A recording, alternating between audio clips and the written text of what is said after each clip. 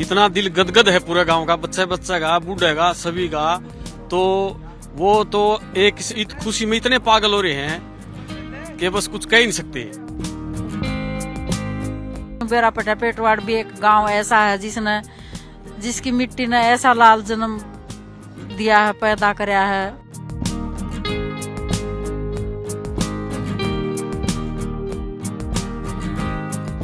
Mediocre family में पैदा होकर के देहात के सरकारी स्कूल से मैट्रिक करके देहात में खेल कूद करके और गवर्नमेंट कॉलेज हिसार से ग्रेजुएशन करके एमडी यूनिवर्सिटी रोहतक से लॉ ग्रेजुएशन किया और आज इस मुकाम पर पहुंचा है, तो ये अपने आप में एक उदाहरण है।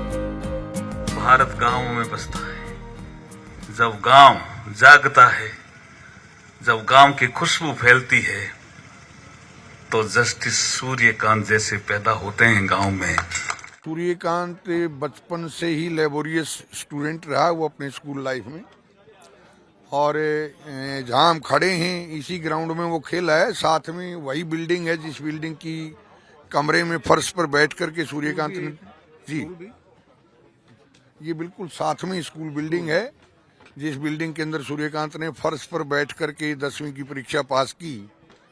और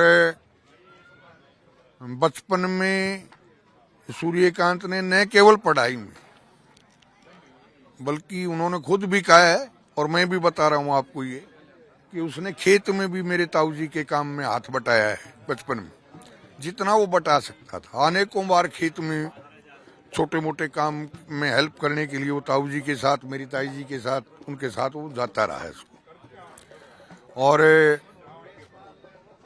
सबसे बड़ी जो उपलब्धि है वो तो यही है कि बिल्कुल देहात से एक मीडियोकर फैमिली में पैदा होकर के देहात के सरकारी स्कूल से मैट्रिक करके देहात में खेल कूद करके और गवर्नमेंट कॉलेज हिसार से ग्रेजुएशन करके एमडी यूनिवर्सिटी रोहतक से लॉ ग्रेजुएशन किया और आज इस मुकाम पर पहुंचा है, तो ये अपने आप में एक उदाहरण है।